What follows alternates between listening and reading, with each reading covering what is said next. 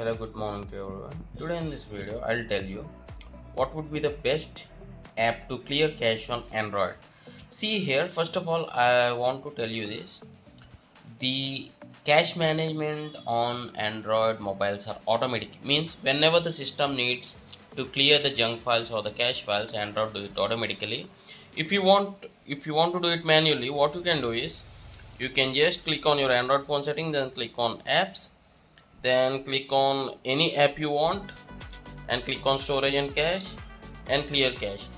But this will be like individual apps you can do this, but entire for the phone you can do that, and that too not installing any third party app, because installing third party apps is not good at all times. So there is a default app which is by Google, which is called Google Files. This would be one of the best app to clear cache for Android.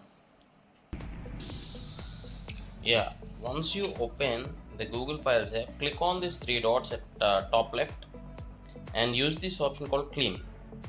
And remember, this junk cleaning of the temporary cache files on your Android mobile is for the entire apps, not for a single app.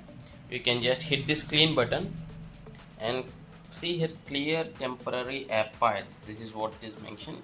Click on clear. Junk files clean, more space here.